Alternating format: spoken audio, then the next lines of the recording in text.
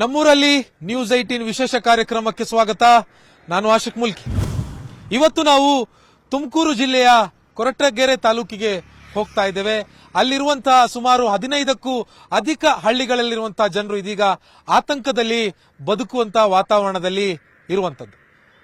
ದೇವರಾಯನದುರ್ಗ ತಪ್ಪಲಿನಲ್ಲಿರುವಂತಹ ಬೆಟ್ಟಗುಡ್ಡಗಳಲ್ಲಿ ಕ್ರಷರ್ ಮತ್ತು ಕ್ವಾರಿಗೆ ಸರ್ಕಾರ ಅನುಮತಿ ಕೊಡೋದಕ್ಕೆ ಮುಂದಾಗಿದ್ದು, ಇದರಿಂದಾಗಿ ಅಲ್ಲಿರುವಂತಹ ನಿವಾಸಿಗಳು, ಗ್ರಾಮಸ್ಥರು ಇದೀಗ ಆತಂಕದಲ್ಲಿದ್ದಾರೆ. ಹಾಗಿದ್ರೆ ಅವರ ಆತಂಕ ಏನು, ಅವರ ಸಮಸ್ಯೆ ಏನು ಅನ್ನೋದನ್ನ ಆ ಊರಿಗೆ ಹೋಗಿ ಆ ಜನರನ್ನ ಮಾತಾಡಿಸ್ತಾ ನಾವು ತಿಳ್ಕೊಳ್ಳೋಣ.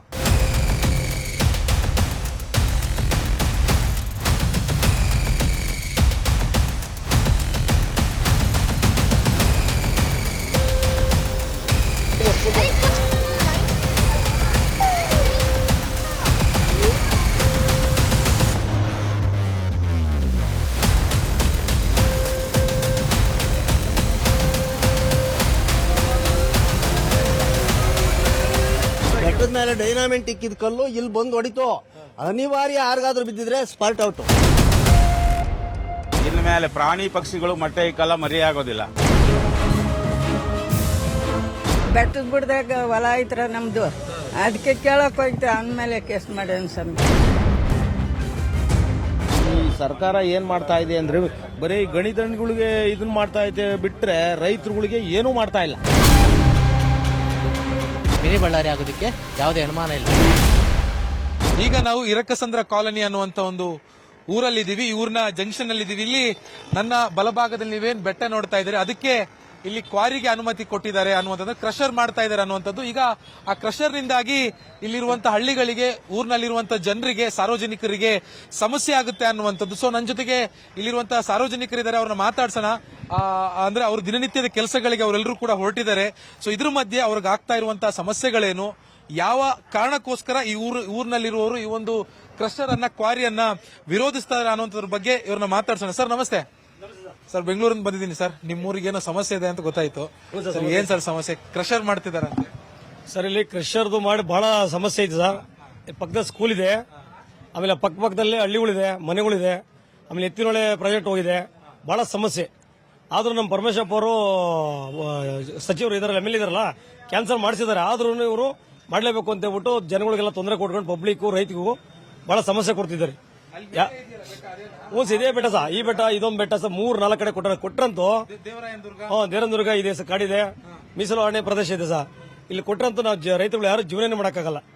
ಹಂಗಾಗಿ ಸರ್ ಇಲ್ಲಿ ಏನು ಆಸ್ತಮಾ ಕಾಯಿಲೆಗಳು, ಮಕ್ಕಳು ಊಟದ್ದು ಸಮಸ್ಯೆ ಆಗ್ತದೆ, ಬೆಳೆಗಳಾಗಲ್ಲ, ಎಲ್ಲ ಸಮಸ್ಯೆನೆ. ಶಾಲಾ ಕಾಲೇಜುಗಳದು ಎಲ್ಲದಕ್ಕೂ ತೊಂದರೆನೆ. ಹಂಗಾಗಿ ದಯಮಾಡಿ ಏನೋ ಮಾಡಿ ಇದನ್ನ ಕ್ಯಾನ್ಸಲ್ ಆಗಿದೆ, ಒಟ್ಟು ಕ್ಯಾನ್ಸಲ್ ಆಗಬೇಕು. ಇಲ್ಲಿ ಮಧ್ಯ ಒಂದ್ಸಾರಿ ಈಗಾಗಲೇ ಸುಮಾರು ಸ್ಟ್ರೈಕ್ ಮಾಡ್ಬಿಟ್ಟಿದೀವಿ, ಗಲಾಟೆ ಮಾಡಿದೀವಿ. ಸ್ವಾಮೀಜಿ, ಪರಮೇಶ್ವರ ದೊಡ್ಡ ಫಂಕ್ಷನ್ ಮಾಡಿ ಗಲಾಟೆ ಮಾಡಿದೀವಿ ಸರ್. ಯಾವುದೇ ಕಾರಣಕ್ಕೂ ನಮಗೆ ಅನುಕೂಲ ಆಗಲಿಲ್ಲ, ಮಾಡಲೇ ಇಲ್ಲ. ಅವ್ರು ಏನು ಅದು ಯಾರು ಯಾವಾಗ ಏನು ಮಾಡಿಕೊಟ್ಬಿಟ್ರು, PDOನೇ ಮಾಡಿನೋ, ಸೆಕ್ರೆಟರಿನೇ ಮಾಡಿನೋ, ಸ್ಥಳೀಯವಾಗಿ ಮಾಡ್ಕೊಂಡು ಅವ್ರ ಕಾನೂನು ಏನೋ ಮಾಡ್ಕೊಂಬಿಟ್ರು. ಅದೇ ಒಂದು ದೊಡ್ಡ ಕತೆ ಮಾಡ್ಕೊಂಡು ಸರ್ವನಾಶ ಮಾಡ್ತಾವ್ರೆ. ಇಡೀ ಇಲ್ಲಿ ನಮ್ಮ ತಾಲೂಕಿನೊಳಗೆ ಈ ಒಂದು 10-15 ಗ್ರಾಮನ ಸರ್ವನಾಶ ಮಾಡ್ತಾವ್ರೆ. ಇಲ್ಲಿ ಹೌದು ಸಮಸ್ಯೆ ಅದು. ಈ ಸರ್ಕಲ್ ಅಲ್ಲಿ ಒಂದ್ಸಾರಿ ಡೈನಾಮಿಕ್ ಇಕ್ಕಿದ ಕಲ್ಲು ಬಂದು ಇಲ್ಲಿ ಹೊಡಿತು. ಬೆಟ್ಟದ ಮೇಲೆ ಡೈನಾಮಿಕ್ ಇಕ್ಕಿದ ಕಲ್ಲು ಇಲ್ಲಿ ಬಂದು ಹೊಡಿತು. ಅನಿವಾರ್ಯ ಯಾರಿಗಾದ್ರೂ ಬಿದ್ದಿದ್ರೆ ಸ್ಪಾಟ್ ಔಟ್. ಅಂತದ್ದು ಅನಿವಾರ್ಯ ಹಿಂಗ ಮಧ್ಯ ಬಿದ್ದುಬಿಡ್ತು ಕಲ್ಲು. ಅವತ್ತೇನೋ ಬಚಾವಾಯ್ತು, ದೊಡ್ಡ ಗಲಾಟೆನೂ ಆಯ್ತು. ಗಲಾಟೆ ಮಾಡಿ ಕಂಪ್ಲೇಂಟು ಕೊಟ್ಟಿದ್ದೆ, ಏನ್ ಮಾಡಿದ್ರು ಕಿವಿಗೆ ಹಾಕ್ಯಲೇ ಇಲ್ಲ. ಇದು ಜನಕ್ಕೆ ಬಹಳ ಅನಾನುಕೂಲ. ಇದು ಸರ್ವನಾಶ ಮಾಡ್ತಾವ್ರೆ. ಸಚಿವರಿಗೂ ಗೊತ್ತು, ಎಲ್ಲಾರು ಗೊತ್ತು, ಅವರು ಮಾಡವ್ರೆ. ಪಾಪ ಅವರು ಮಾಡವ್ರೆ ಸರ್. ಈಗ ಪರಮೇಶ್ವರರು ಇರ್ಬೋದು, ನಮ್ಮ ಹನುಮಂತನಾಥ್ ಸ್ವಾಮೀಜಿ ಇರ್ಬೋದು, ನಾವು ಇರ್ಬೋದು, ಜಿಲ್ಲಾ ಪಂಚಾಯತಿ ಮೆಂಬರ್ ಇರ್ಬೋದು, ಪ್ರತಿಯೊಬ್ಬರು ಗ್ರಾಮ ಪಂಚಾಯತಿ ಸದಸ್ಯರು, ಮೆಂಬರು ಎಲ್ಲ ಪ್ರತಿಯೊಬ್ಬರು ನಾವಿಲ್ಲಿ ಗಲಾಟೆ ಮಾಡಿ, ಸ್ಟ್ರೈಕ್ ಮಾಡಿ ಹೋರಾಟ ಮಾಡಿದೀವಿ. ಇದೇನು ನಿಲ್ಲಿಸ್ತಾನೆ ಇದ್ರೆ ಏನು ಮುಂದಿನ ಪೀಳಿಗೆ ಇನ್ನೂ ಜಾಸ್ತಿ ನಾವು ದೊಡ್ಡ ಹೋರಾಟನೇ ಮಾಡ್ಬೇಕಾಗ್ತದ. ನಾವು ಹೋರಾಟ ಮಾಡ್ತೀವಿ ಅಂದ್ರೆ ಸ್ಥಳೀಯವಾಗಿ ಇನ್ಯಾವುದೇ ಕಾರಣಕ್ಕೂ ಇಲ್ಲಿ ಯಾರು ಬರ್ಕೊಡ್ದು ಆ ತರ ಮಾಡೋ ಹೋರಾಟ ಮಾಡಬೇಕು, ಮಾಡ್ತೀವಿ. ಇದಂತೂ ಖಂಡಿತ. ಇದ್ರೊಳಗೆ ಎಚ್ಚರಿಕೊಂಡು ಅವರು ಕ್ಲೋಸ್ ಮಾಡಿ ಅವ್ರ ಪಾಡ್ಗೆ ಅವ್ರು ಓದ್ತಾ ಇರ್ಬೇಕೆ ಹೊರತು ಅಷ್ಟೇ. ಇಲ್ಲ ಅಂದ್ರೆ ಸರ್ವನಾಶ ಆತಾರ ಅವರು. ಹೌದು, ಅವರಂತೂ ಯಾವುದೇ ಕಾರಣಕ್ಕೂ ಇಲ್ಲಿ ಊರ್ಜಿತ ಆಗಕ್ ಬಿಡಲ್ಲ ನಾವು ರೈತರು ಸರ್ವನಾಶ ಮಾಡ್ತೀವಿ ಅವ್ರನ್ನ. ಅಣ್ಣ ಏನೋ ಹೇಳ್ತಾ ಇದ್ರಿ, ಒಂಥರ ಕೆಟ್ಟ ವಾತಾವರಣ. ಇಲ್ಲಿ ಶಾಲಾ ಕಾಲೇಜುಗಳಿಗೆಲ್ಲ ತೊಂದರೆ ಆಗ್ತೈತೆ. ಬಸ್ಸು, ಬಸ್ ಸ್ಟ್ಯಾಂಡ್, ಇದು ಮೇನ್ ರೋಡು ತುಂಬಾ ತೊಂದರೆ ಆಗ್ತೈತೆ ಸರ್. ಅದರಿಂದ ಇಲ್ಲಿ ಬ್ಯಾಕಿಲ್ಲ. ಅದು ಇನ್ನು ಕೆಲಸ ಏನು ಶುರುವಾಗಿಲ್ಲ ತಾನೇ? ಇನ್ನ ಆಗಿಲ್ಲ. ಆಗೈತೆ. ಅನುಮತಿ ಸ್ಟಾಪ್ ಆಗಿದೆ. ಹೌದೌದು. ಬಹಳ ತೊಂದರೆ ಆಗ್ಬಿಡುತ್ತೆ. ಹೌದು ಹೌದು ಹೌದು. ಅಲ್ಲಿ ಕಾಣ್ತಾ ಇದೆಯಲ್ಲ ಅದೇ ಬೆಟ್ಟ, ಅದೇ ಬೆಟ್ಟ ಮೇಲೆ ಕಾಣ್ತಿರೋದು. ಯಜಮಾನ್ರೆ, ಸರ್ ನಾವು ಹೇಳೋದೇನಂದ್ರೆ ನಮ್ಮ ಕಡೆಯಿಂದ ವಿನಂತಿ, ರಾಜ್ಯ ಸರ್ಕಾರಕ್ಕೂ ಅಷ್ಟೇ ಕೇಂದ್ರ ಸರ್ಕಾರಕ್ಕೂ ಅಷ್ಟೇ ನಾವು ಕೇಳೋದು. ನಮ್ಮ ಜಿಲ್ಲೆನಲ್ಲಿ ಆಕ್ಚುಲಿ ಅದರೊಳಗೂ ಕೊರಟಗೆರೆ ಅಂದ್ರೆ ಬಡ ಜಿಲ್ಲೆ, ತುಮಕೂರು ಜಿಲ್ಲೆಯಲ್ಲಿ ಬಡ ತಾಲೂಕು ಅಂದ್ರೆ ಮಧುಗಿರಿ, ಕೊರಟಗೆರೆ ಬಡ ತಾಲೂಕು ಇದೆ. ಒಂದು ರಾಗಿ ಅದೇ ಗೆದ್ದವರು ಸಿಎಂ ಸಿಎಂ ಇರೋದು ನಾವ್ ಹೇಳೋದು ಹಾಗೆ ಸರ್. ಸಿಎಂ ರೇಸ್ ಅಲ್ಲಿ ಇದ್ರೆ ಇರ್ಲಿ, ಪಾಪ ಅವ್ರನ್ನು ಎಲ್ಲ ತುಳಿಯೋದಕ್ಕೆ ಇದು ಮಾಡ್ತಾರೆ, ಏನಾನ ಮಾಡಿಕೊಳ್ಳಿ. ಇರೋದ್ರಲ್ಲಿ ಒಂದು ರಾಗಿ ಎಸಿಟ್ ಮಿಲ್ ಮಾಡಿಸ್ಕೊಂಡೋಗಿ ಮನೆಯಲ್ಲಿ ಎಲ್ಲಾರ ಮನೇಲೂ ಪಾತ್ರೆಗಳಿರಲ್ಲ, ಒಂದು ಮಡಿಕೆನಲ್ಲಿ ಮಡಿಕೊಂಡ್ರು ಕೂಡ ಆ ರಾಗಿ ಎಸಿಟ್ಕಿನ್ನ ಜಾಸ್ತಿ ಧೂಳು ಬಂದು ಅದ್ರ ಮೇಲೆ ಸೇರುತ್ತೆ. ಜೊತೆಗೆ ಬಂದು ನೀನು ಫಿಲ್ಟರ್ ನೀರು ತಗೊಂಡೋಗಿ ಆ ನೀರು ಮಡಗುರಿ ಕ್ಯಾನ್ ಮೇಲೆ ಸ್ವಲ್ಪ ಮುಚ್ಚಿಲ್ಲ ಅಂದ್ರೆ ಅದ್ರ ಮೇಲೆ ಬಂದು ಬೀಳುತ್ತೆ. ಮನೆಯಲ್ಲಿ ಇದ್ದಕ್ಕಿದ್ದಂತೆ ಮಲಗಿರೋ ಧೂಳು. ಮೊನ್ನೊಂದು ದಿವಸ ಇದೇ ಇದು ಕಾಂತಣ್ಣವ್ರು ಹೇಳಿದ್ರಲ್ಲ, ಹಾಗೆ ಅಲ್ಲಿಂದ ಈ ಜಾಗಕ್ಕೆ ಬಂದ್ ಬೀಳ್ತೀರಿ. ಈಗ ಈ ಸ್ಪಾಟಿಗೆ ಈ ಜಂಕ್ಷನ್ಗೆ ಬಂದ್ ಬೀಳ್ತು. ಈ ಜಂಕ್ಷನ್ಗೆ ಜಲ್ಲಿ ಕೃಷ್ಣ ಅವ್ರದೇ ಕೂಡ ಅವ್ರದೇ ಸಮಸ್ಯೆ ಆಗಿರೋದು. ಹಾಗಾಗಿ ಧೂಳು ಮತ್ತೆ ಇನ್ನ ಈಗ ಮತ್ತೆ ಈ ಒಂದು ಸಮಸ್ಯೆ ಬರೀ ಟವರ್ದು ಅದು ಇದಿತ್ತು. ಇನ್ನು ಮೇಲೆ ಪ್ರಾಣಿ ಪಕ್ಷಿಗಳು ಮೊಟ್ಟೆ ಇಕ್ಕಲ್ಲ, ಮರಿ ಆಗೋದಿಲ್ಲ. ಮತ್ತೆ ಒಂದು ಹೆಣ್ಮಕ್ಳಾಗ್ಲಿ ಆದ್ರೂ ಕೂಡ ಆವೇಶನಾಗ ಹೊರಟೋಗುತ್ತೆ, ಅಂತ ಸಿಚುವೇಶನ್ ಆಗುತ್ತೆ. ದಯವಿಟ್ಟು ನಮ್ಮ ನೀರಿಗಾಗ್ಲಿ ನೋಡಿ, ನೀರು ಎಷ್ಟು ಜನ ನಾವು ಕುರಿ ಮೇಕೆ ಹೊಡ್ಕೊಂಡು ಹೋದಾರಲ್ಲಿ, ದನಕರ ಹೊಡ್ಕೊಂಡು ಹೋದಾಗಲಿ ಅದೇ ಕೆರೆನಲ್ಲಿ ನೀರು ಕುಡಿತೀವಿ. ಆ ಧೂಳೆಲ್ಲ ಬಂದ್ ಬೀಳುತ್ತೆ. ಮತ್ತೆ ರಾತ್ರಿ ಹೊತ್ನಾಗ ನೋಡಿ, ಒಂದು ಮನೆ ಯಾವ್ದಾದ್ರೂ ಒಂದು ಕ್ರಾಕ್ ಬಿಡ್ದಂಗೆ ಐತೆ ನೋಡಿ, ಕರೆಕ್ಟ್ ಆಗಿ ಏರಿಯಾದಲ್ಲ, ನೀಲ್ಗೊಂಡಳ್ಳಿ ನೋಡ್ಕೊಂಬನ್ರಿ, ಯಾವ ಮನೆನ ನೋಡಿ ಕಟ್ಟಿರೋ ಮನೆಗಳೆಲ್ಲ ಕ್ರಾಕ್ ಬಿಟ್ಟಿದೆ. ಅದಕ್ಕೆ ಯಾರು ಹೊಣೆಯರು? ಹಾಗಾಗಿ ನಮಗೆ ಬೇಕಾಗಿಲ್ಲ ಕ್ರಷರು. ಅಲ್ಲಿ ಮೇಲೆ ಕ್ರಷರ್ ಹೊಡೆದ್ ಬಿಟ್ರೆ ಕೆಳಗಿನವ್ರ ಕತೆ ಏನು? ಬಹಳ ಕಷ್ಟ ಆಗುತ್ತೆ. ದನ ಕರಗಳೆಲ್ಲ ಗುಟ್ಟೆಗೆ ಮೆಲಕ್ಕೆ ಹೋಯ್ತವೆ ಮೇಯಕ್ಕೆ. ಹಾಗಾಗಿ ಇದು ಪ್ರಾಣಿಗಳಿಗೆ ನೀರು ಅಲ್ಲೇ ಇರುತ್ತೆ. ಇಲ್ಲಿ ಈ ತರ ಮಾಡಿದ್ರೆ ಏನು ಎಲ್ಲ ಫುಲ್ ತೊಂದರೆ ಆಗುತ್ತೆ. ದಯವಿಟ್ಟು ಯಾವುದೇ ಕಾರಣಕ್ಕೂ ಕ್ರಷರ್ ಮಾಡಬಾರ್ದು ಅಂತ ಸಾಹೇಬ್ರ ಮುಖಾಂತರ ಸಾಹೇಬ್ರು ಎಲ್ಲ ಮಾಡಿದ್ದಾರೆ. ಇದೊಂದು ಸಂಪೂರ್ಣವಾಗಿ ನಿಂತೋಗ್ಬೇಕು, ಮತ್ತೆ ವಾಪಸ್ ಕೆಲಸ ಶುರು ಆಗ್ಬಾರ್ದು. ಕೆಲಸ ಶುರು ಕೆಲಸ ಶುರು ಆಗ್ಬಾರ್ದು ಅಂದ್ರೆ ಇಲ್ಲಿ ಇರುವಂತ ನಿವಾಸಿಗಳ ಆತಂಕ, ಮೇಲೆ ಬೆಟ್ಟದ ಮೇಲೆ ಕ್ರಶ್ ಏನಾದ್ರು ಮಾಡಕ್ ಶುರು ಮುಂದಾದ್ರೆ ಅದು ತಪ್ಪಲ್ನಲ್ಲಿರುವಂತ ಸುಮಾರು 10ರಿಂದ 15 ಹಳ್ಳಿಗಳಿಗೆ ಸಮಸ್ಯೆ ಆಗುತ್ತೆ. ಇಲ್ಲಿರುವಂತ ಜನರಿಗೆ ಆರೋಗ್ಯದ ಮೇಲೆ ಪರಿಣಾಮ ಬೀರುತ್ತೆ ಅನ್ನುವಂಥದ್ದು ಇಲ್ಲಿರುವಂತ ಜನಸಾಮಾನ್ಯರ ಒಂದು ಆತಂಕ ಮತ್ತು ಅಸಮಾಧಾನ. ಇವ್ರನ್ನ ಮಾತಾಡ್ಸೋಣ. ಸರ್, ಮೇಲೆ ಕ್ಲಸ್ಟರ್ ಇಟ್ರೆ ಹೊಡೆದ್ರೆ ಕೆಳಗಡೆ ಸಮಸ್ಯೆ ಆಗುತ್ತೆ ಅನ್ನೋದು. ಹೌದು ಸರ್. ಈಗ ಏನು ಹೋರಾಟ ಎಷ್ಟು ವರ್ಷದಿಂದ ಮಾಡ್ತಾ ಇದ್ದೀವಿ? ಇದು ನಾವು 2017ರಿಂದ ಹೋರಾಟ ಮಾಡ್ತಾ ಬರ್ತಾ ಇದ್ದೀವಿ. ಏನಂತ ಅಂತಂದ್ರೆ ನಿಮಗೆ ಕಣ್ಣು ಕಾಣ್ತಾ ಇದೆ, ಇಲ್ಲಿ ಎತ್ತಿನಹೊಳೆ ಪ್ರಾಜೆಕ್ಟ್ ನಡೀತಾ ಇದೆ, ಅದು ಹೋಗ್ತಾ ಇದೆ. ಇದು ಸಾರ್ವಜನಿಕ ಉದ್ದೇಶಕ್ಕೆ ಆಗ್ತಕ್ಕಂಥ ಕಾರ್ಯಕ್ರಮ. ಅದಕ್ಕೆ ನಮ್ಮ ರೈತರು ಯಾರು ತೊಂದರೆ ಕೊಡ್ಲಿಲ್ಲ, ಬಿಟ್ಕೊಟ್ಟಿದೀವಿ. ಬಟ್ ಅದಕ್ಕೆ ಬ್ಲಾಸ್ಟ್ ಮಾಡೋದ್ರಿಂದ ನಮ್ಮ ಗ್ರಾಮ ಪಂಚಾಯತಿ ವ್ಯಾಪ್ತಿಯಲ್ಲಿ ಸುಮಾರು 4-5 ಹಳ್ಳಿಗಳಿಗೆ ಕುಡಿಯೋ ನೀರಿಗೆ ಸಮಸ್ಯೆ ಆಗಿದೆ, ಬೋರ್ಗಳೆಲ್ಲ ನಿಂತೋಗಿದೆ. ಮತ್ತೆ ಇಂತಹ ಸಮಸ್ಯೆ ಇರೋದ್ರಿಂದ ಇನ್ನು ಕ್ರಷರ್ ಶಾಶ್ವತವಾಗಿ ಆದ್ರೆ ನಮ್ಗೆ ಎಷ್ಟು ಆರೋಗ್ಯಕ್ಕೆ ತೊಂದರೆ ಆಗ್ಬೋದು, ಜನಜೀವನ ಮಿನಿ ಬಳ್ಳಾರಿ. ಹೌದು, ತೊಂದರೆನೇ ಇಲ್ಲ, ಮಿನಿ ಬಳ್ಳಾರಿ ಆಗೋದಕ್ಕೆ ಯಾವುದೇ ಅನುಮಾನ ಇಲ್ಲ. ಹಾಗಾಗಿ ಈ ಒಂದು ಎತ್ತಿನಹೊಳೆ ಇದಕ್ಕೆ ಬರೀ 3 ವರ್ಷದಿಂದ ಈಚೆಗೆ ಬ್ಲಾಸ್ಟ್ ಮಾಡಿ ಅಥವಾ ಕೆಲಸ ಮಾಡ್ತಿರೋದಕ್ಕೇನೆ ನಮ್ಮ ಈ ಒಂದು 4-5 ಪಂಚಾಯತಿ ವ್ಯಾಪ್ತಿನ ಒಂದು 5-6 ಹಳ್ಳಿಗಳಿಗೆ ನೀರಿನ ಸಮಸ್ಯೆ. ಇವತ್ತಿಗೂ ಕೂಡ ಈ ನೀರು ಇರಸಂದ್ರ ಕಾಲೋನಿ, ನೀಲಗೊಂಡಹಳ್ಳಿ ಜನರಿಗೆ ಕುಡಿಯೋಕೆ ನೀರು ಸಿಗ್ತಾ ಇಲ್ಲ. ಹಾಗಾಗಿ ಈ ಒಂದು ಕ್ರಷರ್ ಅನ್ನುವಂಥದ್ದು ಸ್ಥಾಪನೆ ಆದ್ರೆ ಮುಂದಿನ ಜೀವನಗಳಲ್ಲಿ, ಈ ದಿನಗಳಲ್ಲಿ ಈ ಇರ್ತಕ್ಕಂಥ ಜನಗಳು ಗುಳೆ ಹೋಗ್ಬೇಕಾದಂತ ಪರಿಸ್ಥಿತಿ ಬರ್ತದೆ. ಆದ್ರಿಂದ ಮಾಡ್ಕೋಬೇಕು ಅಥವಾ ಗುಳೆ ಹೋಗ್ಬೇಕು ಅಂತ ಸಮಸ್ಯೆ ಇಲ್ಲಿ ಆಗೋದು ಬೇಡ. ಆದ್ರಿಂದ ತಮ್ಮ ಮೂಲಕ ಒಂದು ಮನವಿ ಮಾಡ್ತೇನೆ, ಇಲ್ಲಿ ಯಾವುದೇ ಕಾರಣಕ್ಕೂ ಕ್ರಷರ್ಗೆ ಅವಕಾಶವನ್ನು ಕೊಡಬಾರ್ದು ಅಂತೇಳಿ ಕೇಳ್ಕೊಳ್ತಾ ಇದ್ದೀನಿ. BKG ಎಂಸ್ಯಾಂಡ್ ಕಂಪನಿ ಅಂತೇಳಿ ಅವ್ರಿಗೆ BKG ಕಂಪನಿ ಅನ್ನೋರಿಗೆ ಮಾಡಿಕೊಟ್ಟಿದ್ದಾರೆ. ಅವರು ಇಲ್ಲಿರ್ತಕ್ಕಂಥ ರೈತರುಗಳ ಮೇಲೆ, ಸುಮಾರು 4-5 ಜನ ರೈತರುಗಳ ಮೇಲೆ ಇವರು ಗೂಂಡಾಗಳು ಅಂತೇಳಿ ಕಂಪ್ಲೇಂಟ್ ಮಾಡಿ ಕೇಸ್ ಮಾಡ್ತಾ ಇದ್ದಾರೆ. ಈ ರೀತಿ ದೌರ್ಜನ್ಯ ಮಾಡ್ತಾ ಇದ್ದಾರೆ. ಇಂಥದ್ನೆಲ್ಲ ನೋಡ್ತಾ ಇದ್ರೆ ಮುಂದಿನ ದಿನಗಳಲ್ಲಿ ಯಾರು ಕೂಡ ಜನಸಾಮಾನ್ಯರು ಬದುಕೋದಿಕ್ಕೆ ಸಾಧ್ಯ ಇಲ್ಲ ಅನ್ನೋಂತ ಒಂದು ವಾತಾವರಣ ಬರ್ತದೆ. ನೋಡಿ, ಹಾಗನೇ ಕೈಲಾಗಲ್ಲ. 9 ಆಪರೇಷನ್ ಆಗ್ಯಾವೆ. ಬೆಟ್ಟದ ಬಿಡ್ದಾಗ ಹೊಲ ಐತ್ರ ನಮ್ದು. ಅದಕ್ಕೆ ಕೇಳಕ್ ಹೋಯ್ತು, ಅಂದ್ಮೇಲೆ ಕೇಸ್ ಮಾಡ್ಯಾನ ಸ್ವಾಮಿ. ಮಗನೇ ಆರಾಮಿಲ್ರ, ಓಡಾಡಕ್ ಆಗಲ್ಲ.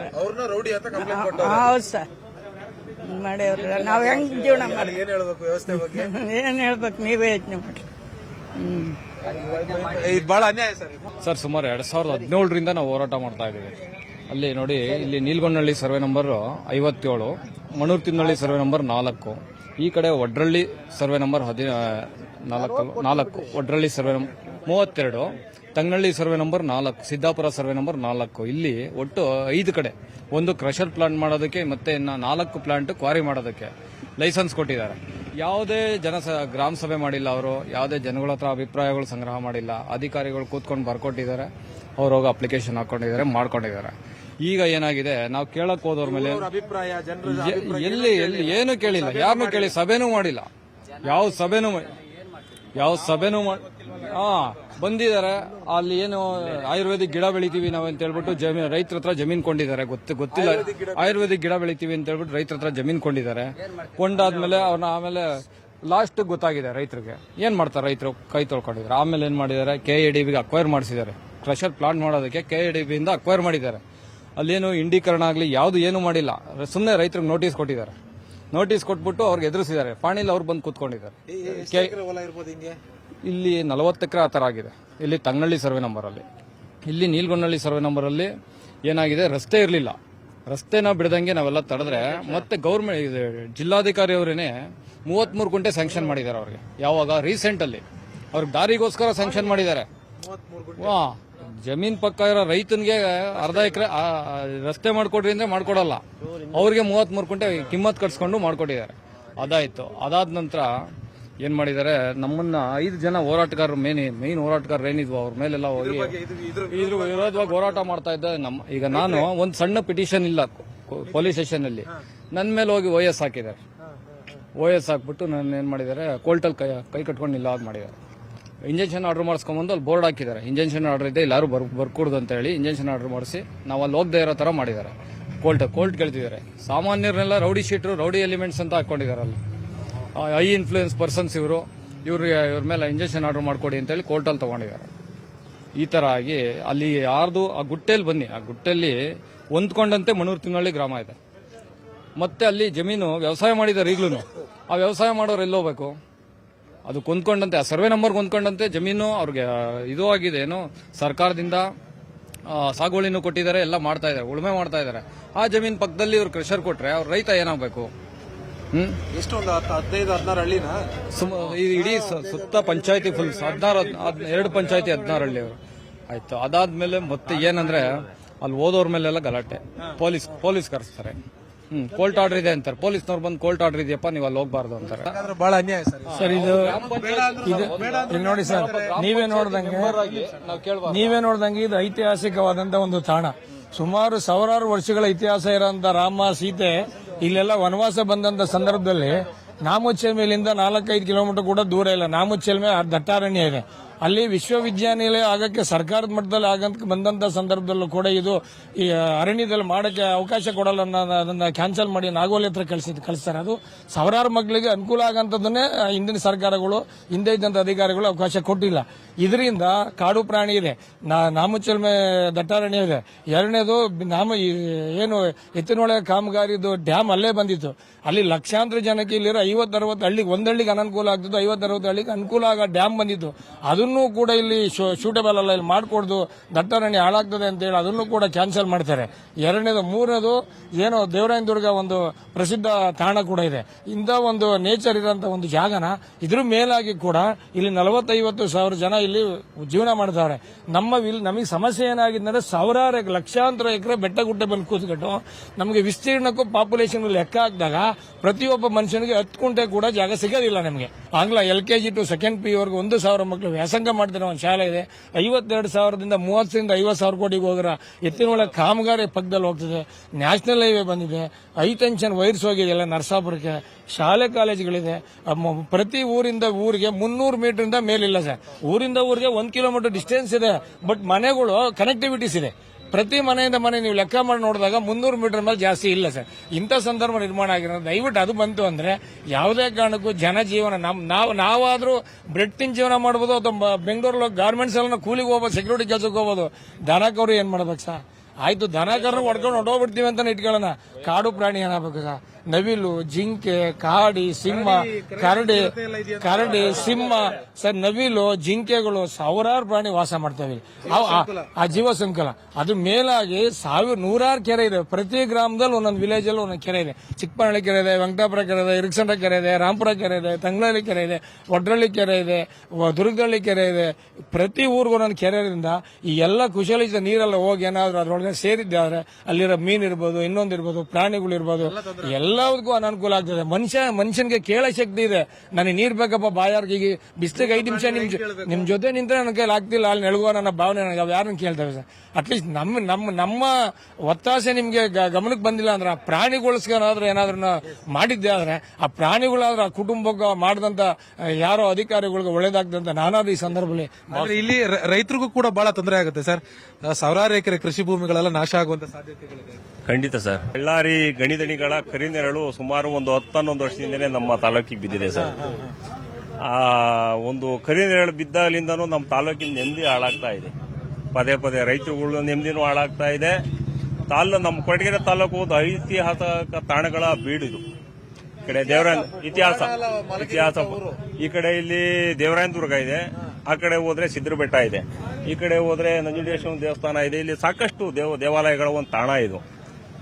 ಎಲ್ಲ ಹೊಂದ್ಕೊಂಡಂತ ಪ್ರದೇಶಗಳಿದು.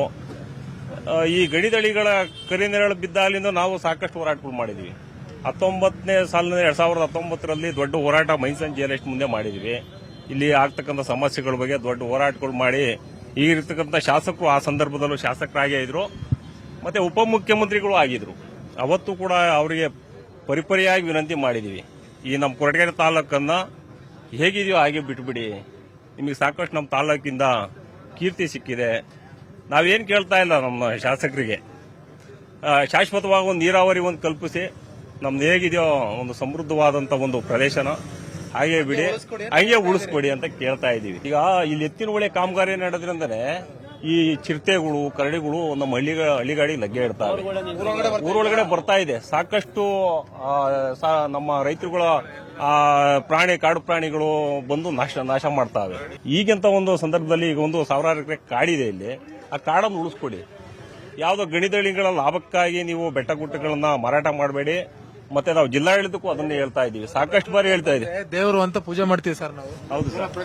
ಹಾಳು ಮಾಡ್ತಾ ಹೋದ್ರೆ ಮುಂದಿನ ಪೀಳಿಗೆಗೆ ಏನಿರುತ್ತೆ ಸರ್? ಮುಂದಿನ ಪೀಳಿಗೆಗೆ ಮಣ್ಣೆ ಗತಿ ಅಷ್ಟೇನೆ. ಅವ್ರಿಗೆ ಈ ಸರ್ಕಾರ ಏನ್ ಮಾಡ್ತಾ ಇದೆ ಅಂದ್ರೆ ಬರೀ ಗಣಿದಣಿಗಳಿಗೆ ಇದನ್ನ ಮಾಡ್ತಾ ಇದೆ ಬಿಟ್ರೆ ರೈತರುಗಳಿಗೆ ಏನೂ ಮಾಡ್ತಾ ಇಲ್ಲ. ಈ ಕಾಡು ಪ್ರಾಣಿ ಇವರು ಮದ್ದು ಗುಂಡು ಸಿಡಿಸಿದಾಗ ಸೀದಾ ಬಂದು ಹಳ್ಳಿ ಸೇರ್ತಾವೆ, ಮನೆ ಮುಂದಕ್ಕೆ ಬಂದು ದನ ಕುರಿ ಮೇಕೆ ಹೊತ್ಕೊಂಡು ಹೋಗ್ತಾವೆ, ನಾಯಿಗಳನ್ನು ಸಹ ಬಿಡ್ತಾ ಇಲ್ಲ. ಈ ತರ ನಡೀತಾ ಇದೆ ಸರ್. ಇದನ್ನ ಆದಷ್ಟು ಬೇಗ ನಿಲ್ಸೋ ವ್ಯವಸ್ಥೆ ಮಾಡಬೇಕು ಸರ್ಕಾರ. ಅವ್ರಿಗೆ ಲಾಭದ ವ್ಯವಸ್ಥೆ ಮಾಡ್ಕೋಬಾರ್ದು, ಸರ್ಕಾರಕ್ಕೆ ಲಾಭದ ವ್ಯವಸ್ಥೆ ಮಾಡ್ಕೋಬಾರ್ದು.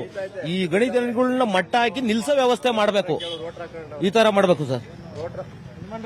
ಹೆಂಗೆ ಇದಾದ್ರೆ ಈಗ ಸಾಲ ಮಾಡ್ಕೊಂಡು ಕೊಳವೆ ಭೂಮಿ ಕೊರಸ್ದಾಗ ಅದು ಛಿದ್ರ ಆಗಿ ಹೋದಾಗ ಅವನು ಪಾಯ್ಸನ್ ಕುಡಿಬೇಕಾಗ್ತೈತೆ, ವಿಷ ಕುಡಿಬೇಕಾಗ್ತೈತೆ. ತೋಟ ಇದ್ ಮಾಡಿರ್ತಾನೆ, ಫಸ್ಲಿಗೆ ಬಂದಿರ್ತವೆ. ತೋಟ ಹೋದಾಗ ಅವನ್ ಏನ್ ಮಾಡ್ತಾನೆ? ಅಂತರ್ಜಲ ಮಟ್ಟ ಎಲ್ಲ ಕುಸಿತೈತೆ, ಎಲ್ಲ ಚಿದ್ರ ಆಗಿ ಹೊರಟೋಗ್ತೈತೆ. ತಿರ್ಗಾ ಆಮೇಕಿಂದ ಮನಗಳಿಗೆ ಏಟಾಗ್ತೈತೆ, ಬಿರುಗ್ ಬಿಡ್ತವೆ. ತಿರ್ಗಾ ಈ ಹಸುಗಳು, ದನ ಕರ ಇವೆಲ್ಲ ಕುರಿಗಳು ಎಲ್ಲ ಪ್ರತಿಯೊಂದು ಬೈಲಾಗ್ ಮೇಯ್ಬೇಕಾದ್ರೆ ಆ ಧೂಳೆಲ್ಲ ಬಂದು ಅದ್ರ ಮೇಲೆ ಕುಂತ್ಕೊಂತೈತೆ. ಆ ಧೂಳು ಕುಂತ್ಕೊಂಡಾಗ ಪರಿಸರ ನಾಶ ಆಗ್ತೈತೆ. ತಿರ್ಗಾ ಕಾಯಿಲೆ ಬರ್ತೈತೆ, ದನಗಳಿಗೆ ಕಾಯಿಲೆ ಬಂದು ಇದೆಲ್ಲ ಇದಾದಾಗ ಹುಟ್ಟ ಮಕ್ಕಳಿಗೆ ಭಾರಿ ಎಫೆಕ್ಟ್ ಆಗ್ತೈತಿ. ಈ ತರ ಹ್ಯಾಂಡಿಕ್ಯಾಪ್ಟು ಈ ತರ ಇದಾಗಿ ಜಾಸ್ತಿ ನೀರು. ನಾವು ರೈತರು, ನಾವು ಜನಸಾಮಾನ್ಯರು, ನಾವು ಓದಿರೋದು ಅಲ್ಪ ಸ್ವಲ್ಪ. ನಾವೇ ಇಷ್ಟು ಯೋಚನೆ ಮಾಡ್ತೀವಿ ಅಂತಂದ್ರೆ ಸರ್ಕಾರಗಳು ಇನ್ನಷ್ಟು ಯೋಚನೆ ಮಾಡಬೇಕು. ಸರ್ಕಾರ ಏನ್ ಅವ್ರಿಗೇನು ಬುಟ್ಟಿಗೆ ಏನ್ ಸರ್ಕಾರಕ್ಕೆ ಏನಾಗೈತೆ ಅಂತಂದ್ರೆ ಅವ್ರಿಗೇನಿದ್ರು ಅಲ್ಲಿ ಸರ್ಕಾರದಿಂದ ಒಂದ್ ಸ್ವಲ್ಪ ಕೊಟ್ರೆ ಅಲ್ಲಿ ಇದಾಗ್ತೈತೆ. ಇದ್ದು ಉಳಿಸ್ಕೊಂಡೆ ಜನಗಳಿಗೆ ತೊಂದರೆ ಕೊಟ್ಕೊಂಡು ಬರ್ತಾವ್ರೆ. ಈ ತರ ಸಮಸ್ಯೆಗಳು ಜಾಸ್ತಿ ಇದಾಗ್ತವೆ. ಪ್ರತಿ ಬಾರಿ ತೊಂದ್ರೆ ಕ್ಯಾನ್ಸಲ್ ಆಗ್ಬೇಕು ಸರ್, ಬೇರೆ ದಾರಿನೇ ಇಲ್ಲ. ಕ್ಯಾನ್ಸಲ್ ಆಗ್ಬೇಕನ್ನೋದು ಎಲ್ಲ ನಿಮ್ಮೆಲ್ಲರ ಆಸೆ, ಒತ್ತಾಯ. ಕ್ಯಾನ್ಸಲ್ ಆಗ್ಬೇಕು. ಸಾಲದ್ಗೆ ಇಲ್ಲಿ ಮೊನ್ನೆ ಪಂಚಾಯತಿಯಿಂದ ಕುಡಿಯೋ ನೀರು ಮಾಡಿದ್ರು, ಬೋರು. ಎತ್ತಿನೊಳೆ ಡಮ್ಮನ್ಸಲ್ತ್ಗೆನೆ ನಿಂತೋಗೈತಿ. ಇನ್ನು ಎತ್ತಿನೊಳೆ ಕಾಮಗಾರಿ ಅಲ್ಲಿ ಅದು ಇಲ್ಲೇ ಬ್ಲಾಸ್ಟ್ ಮಾಡಿರುವಂತ ಎಂಟಿ ಒಳಗೆ ಆ ಎತ್ತಿನೊಳೆ ಪ್ರಾಜೆಕ್ಟ್ ಇದೆಯಲ್ಲ, ಅಲ್ಲಿ ಕಾಂಕ್ರೀಟ್ ಹಾಕಿದಾರಲ್ಲ, ಕಾಂಕ್ರೀಟ್ ಎಲ್ಲ ಬಿಟ್ಕೊಂಡು ಹೋಗುತ್ತೆ.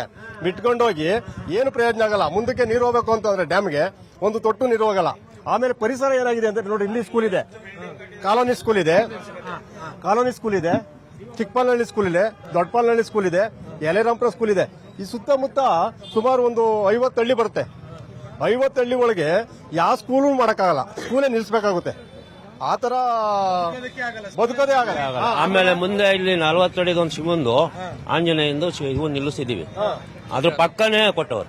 ಈ ಧೂಳು ಮಂಜಿನ ತರ ಹೋಗಿ ಕೂಕೊಂಡಾಗ ಪ್ರತಿ ಒಂದು ಗಿಡ ಆಗ್ಲಿ ಮರ ಆಗ್ಲಿ ಕೂಕೊಂಡಾಗ ಅದೇನಾಗುತ್ತೆ ಅಂದ್ರೆ ಏನು ಬೆಳೆಯಕ್ಕೆ ಇದಾಗಲ್ಲ, ಬೆಳೆಯೋದೇ ಇಲ್ಲ ಸರ್. ಅದು ಆ ತರ ಆಗುತ್ತೆ. ಆಮೇಕಿನ್ನ ಮನುಷ್ಯಂಗೆ ಇಷ್ಟಿಷ್ಟೇ ಒಳಗಡಿಕೆ ಉಸಿರಾಡ್ಬೇಕಾದ್ರೆ ಈಗ 60-70 ವರ್ಷ ಬದುಕೋನು ಸರ್, ಅದು ಧೂಳು ಮೂಗಿನಲ್ಲಿ ಹೋಗುತ್ತೆ, ಬಾಯಲ್ಲಿ ಹೋಗುತ್ತೆ. ಹಾಗಾದಾಗ ಇದು ಶ್ವಾಸಕೋಶ ಬಂದಾಗುತ್ತೆ ಸರ್. ಅದು ಅವ್ರಿಗೇನು ಒಟ್ಟಿಗೆ ಅನ್ನ ತಿಂತಾರ ಇಲ್ಲ ಏನ್ ತಿಂತಾರೆ ಅನ್ನೋದೇ ಗೊತ್ತಾಗಲ್ಲ. ಇಲ್ಲ ಏನ್ ಸಗ್ಗಿಗಣಿ ತಿನ್ಬೋದು ಅನ್ನಿಸ್ತೈತೆ ಅವರು. ಬಳ್ಳಾರಿಯಿಂದ ಬಂದವ್ ಇಲ್ಲಿಗೆ. ಇನ್ನೊಂದು ಸರ್, ನಾನು ಹೇಳೋದು ಏನ್ ಗೊತ್ತಾ, ಲಾಸ್ಟ್ ಕೊಪ್ಪಳ ಬಳ್ಳಾರಿ ತರ ಮಾಡ್ಲಿಕ್ಕೆ ಬಂದವ್ರು ಸರ್ ಅವರು. ಅವನ ಹೆಂಡ್ರು ಮಕ್ಕಳನ್ನ ಸಾಕಣಕ್ಕೆ ಇಷ್ಟೊಂದು ಕಷ್ಟ ಬೀಳ್ತಾವನಲ್ಲ. ನಾವು ಇಷ್ಟೊಂದು ಜನ ಇಷ್ಟು ಹಳ್ಳಿಗಳಲ್ಲಿ ಇಷ್ಟೊಂದು ಜನ ನಾವು ವಾಸ ಮಾಡ್ತೀವಲ್ಲ, ನಾವೇನ್ ಮಾಡೋಣ? ಉದ್ಯೋಗ ಇಲ್ಲ, ಜೀವನ ಮಾಡ್ಕೊಡಿ ಅಂತಂದ್ರೆ ಜೀವನ ಕಿತ್ಕೊತಾರಲ್ಲ ಸರ್. ಜೀವನ ಅಂತಂದ್ರೆ ಇಲ್ಲಿ ವಾಸ್ತವ ಸ್ಥಿತಿ ಏನಾಗಿದೆ ಅಂತಂದ್ರೆ, ಇದು ಸ್ವಕ್ಷೇತ್ರವಾದಂತ ಗೃಹ ಸಚಿವರ ಕ್ಷೇತ್ರ. ಫಸ್ಟ್ ಆಫ್ ಆಲ್ ಇಲ್ಲಿ ಏನಾಗ್ತಾ ಇದೆ, ಇಲ್ಲಿ ಆಗಬಾರ್ದಿತ್ತು, ಇಂಥ ಒಂದು ಕ್ರಷರ್ನ ಧ್ವನಿ ಬರಬಾರ್ದಾಯಿತು. ಇದಕ್ಕೆ ಫಸ್ಟ್ ಆಫ್ ಆಲ್ ಪರಮೇಶ್ವರ್ ಸಾಹೇಬರು ಕ್ರಮ ಕೈಗೊಳ್ಳಬೇಕಾಯಿತು. ಕ್ರಮ ಕೈಗೊಂಡಿಲ್ಲ. ಒಂದು ಇಲ್ಲೇನಾಗ್ತಾ ಇದೆ, ಸಮೀಪವಾಗಿ ಮೀಸಲು ಅರಣ್ಯ ಅಂತ ಹೇಳಿ ದೇವರಾಯನದುರ್ಗ ಇದೆ. ಇಲ್ಲಿ ಹಲವಾರು ಪ್ರಾಣಿ ಸಂಕುಲ ಜೀವವಾಸವಾಗಿದ್ದು, ತಿರ್ಗಾ ಹಲವಾರು ಜನ ಇಲ್ಲಿ ಹಲವಾರು ಗ್ರಾಮಗಳು ವಾಸವಾಗಿದೆ. ಸ್ಕೂಲ್ ಆಗಿರ್ಬೋದು, ಒಂದು ಶಾಲಾ ಕಾಲೇಜುಗಳಾಗಿರ್ಬೋದು, ಒಂದು ಸಣ್ಣ ಮಕ್ಕಳು ಇಲ್ಲಿ ಕ್ರಷರ್ ಆಗೋದ್ರಿಂದ ಒಂದು ಹುಟ್ಟುವಂತ ಮಕ್ಕಳು ಅಂಗವಿಕಲರಾಗುವಂತ ಒಂದು ಇದಾಗುತ್ತೆ. ಮತ್ತೆ ಜನಗಳಿಗೆ ತೀರಾದಂತ ಆರೋಗ್ಯ ಸ್ಥಿತಿ ಹದಗೆಡುತ್ತೆ ಸರ್. MLA ಅವ್ರು ಏನ್ ಹೇಳ್ತಾರೆ, ಪ್ರಾರಂಭಿಕ ಹಂತದಲ್ಲಿ ಇಲ್ಲಿ ಇವರು ಅಧಿಕಾರಿಗಳು ಕೊಟ್ಟಂತ ಒಂದು ಮಾಹಿತಿ ಆಧಾರದ ಮೇಲೆ ಒಂದು ಗಣಿ ಮತ್ತು ಭೂ ವಿಜ್ಞಾನ ಇಲಾಖೆ ಏನಿದೆ, ಮತ್ತೆ ಫಾರೆಸ್ಟ್ ಇಲಾಖೆ ಏನಿದೆ, ಇವರು ಕ್ರಮ ಕೈಗೊಳ್ಬೇಕಾಯಿತು ಸರ್. ಇಲ್ಲೇನಾಗ್ತಾ ಇದೆ ಅಂದ್ರೆ ಇಲ್ಲೇನಾಗ್ತಾ ಇದೆ ಅಂದ್ರೆ ಪ್ರಥಮವಾಗಿ ಯಾವುದೇ ತರಹದಂತ ಪ್ರಥಮ ಮಾಹಿತಿಯನ್ನ ತಗೊಳ್ಳದೇನೆ ಯಾವುದೋ ಒಂದು ಆಕಾಂಕ್ಷೆಯನ್ನು ಒಡ್ಡಿ ಕೆಲವೊಬ್ಬ ವ್ಯಕ್ತಿಗಳನ್ನ ಅವರ ಒಂದು ಮಾಹಿತಿಗಳನ್ನು ತಗೊಂಡು ಈ ಒಂದು ಪ್ರಾಥಮಿಕ ಹಂತವನ್ನ ಮುಂದುವರಿಸಿಕೊಂಡು ಹೋಗಿದ್ದಾರೆ. ಆ ತರ ಮಾಡ್ಕೊಂಡಿದ್ದಾರೆ. ಇದು ಒಂದು ಉನ್ನತ ಸ್ಥಿತಿಯಾಗಿ ಹೋಗಿರೋಂತ ಹಂತವಾಗಿ ಉನ್ನತ ಹಂತದಲ್ಲಿರೋದ್ರಿಂದ ಯಾವುದೇ ತರ ಅಧ್ಯಯನ ನಡೆಯಲ್ಲ. ಸಾವಿರಾರು ಜೀವ ಸಂಕುಲ ಹೌದು ಸಮಸ್ಯೆ ಇದು ಗಮನ ಹೌದು. ಇದನ್ನ ಕಾಸು ಬೇಕು. ಅವ್ರು ಎಲ್ಲಾರ್ಗು ಕಾಸು ಕೊಟ್ಟಿದಾರ, ದುಡ್ಡು ಕೊಟ್ಬಿಟ್ಟು ಅವ್ರು ಇದ್ ಮಾಡ್ಕೊಂಡಿದಾರೆ. ಎಲ್ಲಾರು ಮೆಸೇಜ್ ಮಾಡ್ಕೊಂಡ್ಬಿಟ್ಟಿದ್ದಾರೆ ಅವರು. ಕಷ್ಟ ಹೇಳಿ ಸರ್, ಕಷ್ಟ. ಕ್ರೆಸರ್ ನಮ್ಮ ತಾಲೂಕಿಗೆ, ನಮ್ಮ ಇದಕ್ಕೆ ಟೋಟಲ್ ಕ್ರೆಸರ್ ಬೇಕಿಲ್ಲ. ಇದಿಷ್ಟು ಇಲ್ಲಿರುವಂತ ಸುತ್ತಮುತ್ತಲಿನ ಸಾರ್ವಜನಿಕರ, ಗ್ರಾಮಸ್ಥರ ಮಾತು. ನಮ್ಮೂರಿಗೆ ಈ ಕ್ರಷರ್ ಬೇಕಾಗಿಲ್ಲ, ಕ್ವಾರಿ ಬೇಕಾಗಿಲ್ಲ ಅನ್ನುವಂಥದ್ದು ಇವರ ಒಕ್ಕೊರಲಿನ ಮಾತು. ಸರ್ಕಾರ ಆದಷ್ಟು ಬೇಗ ಇವರ ಈ ಬೇಡಿಕೆಗೆ ಕಿವಿಗೊಡ್ಲಿ ಅನ್ನುವಂಥದ್ದು ನಮ್ಮ ಆಶಯ. ಇದಾಗಿತ್ತು ಈ ಹೊತ್ತಿನ ವಿಶೇಷ. ನಿರಂತರ ಸುದ್ದಿಗಾಗಿ ನೋಡ್ತಾ ಇರಿ News 18 ಕನ್ನಡ. ಜಾಲ ನಮ್ಮದು, ಬಲ ನಿಮ್ಮದು.